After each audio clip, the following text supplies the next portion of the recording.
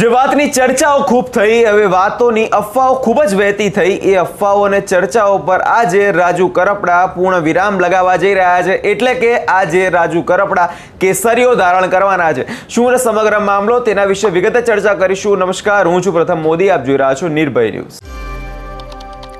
આમ આદમી પાર્ટીના પૂર્વ ખેડૂત નેતા રાજુ કરપડાએ જ્યારથી રાજીનામું આપ્યું હતું ત્યારથી ચર્ચાઓ એક જ થતી હતી કે રાજુ કરપડા હવે કઈ પાર્ટીમાં જોડાવાના છે, રાજુ કરપડા ક્યારે હવે જે છે કોઈ પાર્ટીમાં ખેડૂત નેતા તરીકે જવાના છે।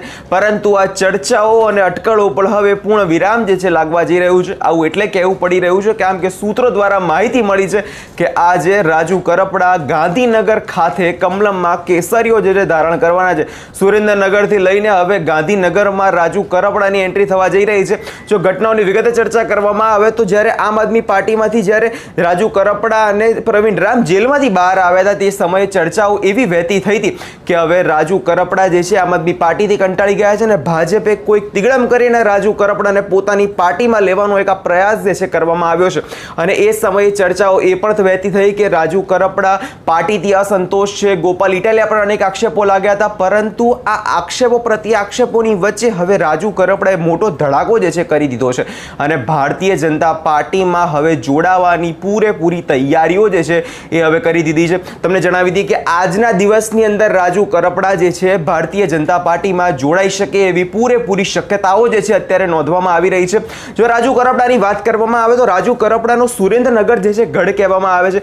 રાજુ કરપડા જે ખેડૂત નેતા તરીકે ઉભરી આવ્યા હતા અને સૌ પ્રથમ તે એકલા લડતા હતા, જે બાદ 2021 અને 22ની અંદર જ્યારે તે આમ આદમી પાર્ટીમાં જોડાયા તે સમયે આમ આદમી પાર્ટીનો જે છે ખેડૂત નેતા તરીકે તેમનું વર્ચસ્વ ખૂબ જ વધવા લાગ્યું હતું અને એ સમયે પણ રાજુ કરપડા ખેડૂતોના મુદ્દે એ જ તાકાતથી લડતા હતા। હવે સવાલ અહીંયા એ ઊભો થાય છે કે ભારતીય જનતા પાર્ટીમાં જોડાયા પછી શું રાજુ કરપડા એ જ તાકાતથી હવે ખેડૂતો મુદ્દે લડશે?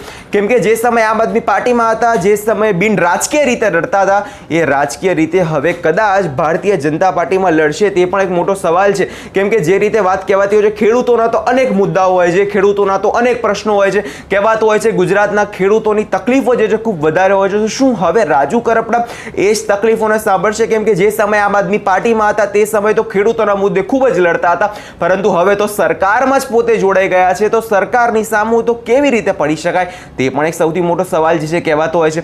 જો રાજુ કરપડાની વાત કરવામાં આવે તો રાજુ કરપડાનો ગઢ છે તે સુરેન્દ્રનગર કહેવાતો, સુરેન્દ્રનગરનો મૂળી તાલુકો છે તે એમનું ગઢ છે।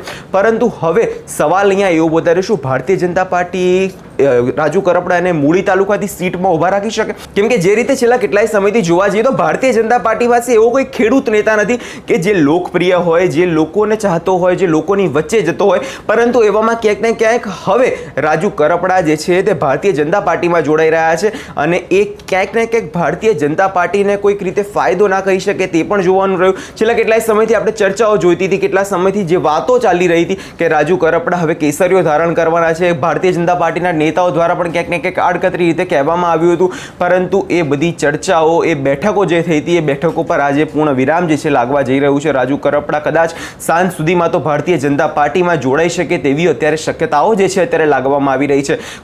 રાજુ કરપડાએ અનેકવાર વિચારો કર્યા છે, કેમ કે જોવા જઈએ તો છેલ્લા જ્યારથી એ આમ આદમી પાર્ટીમાંથી નીકળ્યા હતા તે સમયે આપણે જોયું કે જે ઘણા બધા પાર્ટીઓ સાથે એમણે બેઠકો કરી હતી, કોંગ્રેસ સાથે પણ બેઠકો કરી હતી, અંદરની બેઠકો કરવામાં આવી હતી, પરંતુ આ બેઠકો ક્યાંક ને ક્યાંક હવે પૂરી થઈ રહી હોય તેવું લાગે છે ને ભારતીય જનતા પાર્ટીનો ખેસ જે છે રાજુ કરપડા હવે ધારણ કરવા જઈ રહ્યા છે તેવું અત્યારે કહેવામાં આવી રહ્યું છે। હવે જે રીતે ભારતીય જનતા પાર્ટીની વાત કરવામાં આવે તો ભારતીય જનતા પાર્ટી કહેવાતું હોય છે કે કોઈને બહારથી નથી લાવતી, કોઈ અલગ પાર્ટીમાંથી નહીં લાવવામાં આવતા, પરંતુ હવે જે રીતે આ આખો ઘટનાક્રમ આપણે જોવા જઈએ તો રાજુ કરપડાનો એમાં ક્યાંક ને ક્યાંક ભારતીય જનતા પાર્ટીનો ખૂબ મોટો રોલ રહ્યો હોય તેવું માનવામાં આવી રહ્યું છે। કેમ કે જે સમયે રાજુ કરપડા જેલમાંથી બહાર આવ્યા તે સમયે પણ આમ આદમી પાર્ટીના નેતાઓ છાતી ઠોકીને કહેતા હતા કે રાજુ કરપડાને ભાજપમાંથી દબાણ આપવામાં આવ્યું છે, રાજુ કરપડાને ભાજપના નેતાઓ જેલમાં મળવા પણ આવતા હતા તેવી ચર્ચાઓ પણ વહેતી થઈ હતી। પરંતુ આ બધી ચર્ચાઓ પર હવે કદાચ પૂર્ણ વિરામ લાગી શકે છે, કેમ કે જે આક્ષેપો થઈ રહ્યા તે આક્ષેપો હવે ક્યાંક ને ક્યાંક સાચા પડવા જઈ રહ્યા છે।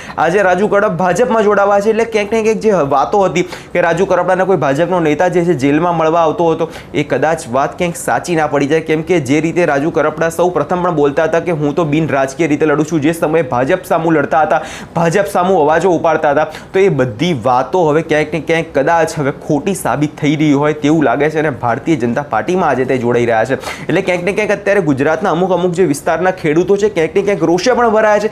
રોષ એ વાતનો કે જે સમયે રાજુ કરપડા કહેતા હતા કે અમે તો સરકાર સામું પડીએ છીએ, સરકાર સામું લડીએ છીએ તમારા માટે, હવે એ બધું લડવાનું, એ બધી વાતો ક્યાંક ને ક્યાંક અહીંયા અટકી હોય તેવું લાગે છે. કેમ કે હવે જે રીતે રાજુ કરપડા સૌપ્રથમ ભાજપ સામું પડતા હતા, ભાજપ સામું અવાજો ઉપાડતા હતા, એ હવે ક્યાંક ને ક્યાંક ખેડૂતોનો અવાજ નહીં ઉપાડે તેવી પણ વાત કરવામાં આવી હતી. અને જે રીતે આપણે જોયું કે રાજુ કરપડા દ્વારા એક મોટી સભાનું જે છે આયોજન કરવામાં આવ્યું હતું, અલગ અલગ જગ્યાએ જઈને સભાનું આયોજન કરવામાં આવ્યું હતું. એ સભાઓમાં ખેડૂતોના મુદ્દે વાત કરવાની હતી અને તે સમયે પણ રાજુ કરપડા દ્વારા કહેવામાં આવ્યું હતું કે હું તો મારા ખેડૂતોના મુદ્દે લડીશ, હું મારા ખેડૂતો કહેશે એ જ પાર્ટીમાં જોડીશ. એટલે શું ભારતીય જનતા પાર્ટીમાં જોડાવાનું ખેડૂતો દ્વારા રાજુ કરપડાને કહેવામાં આવ્યું હતું? તે પણ અહીંયા એક સવાલ જે છે ઊભો થતો હોય છે. હવે એ તો સમય બતાવશે શું થવાનું છે, પરંતુ એક વાત તો સ્પષ્ટ છે કે રાજુ કરપડા આજના દિવસે ભારતીય જનતા પાર્ટીનો ખેસ જે છે ધારણ કરી રહ્યા છે. રાજુ કરપડા ભાજપમાં જોડાય, એમાં તમારો શું અભિપ્રાય છે? અમને કમેન્ટ કરી ચોક્કસથી જણાવજો. અને અમારી ચેનલ નિર્ભય ન્યૂઝને લાઇક, શેર અને સબસ્ક્રાઇબ કરવાનું ભૂલશો નહીં.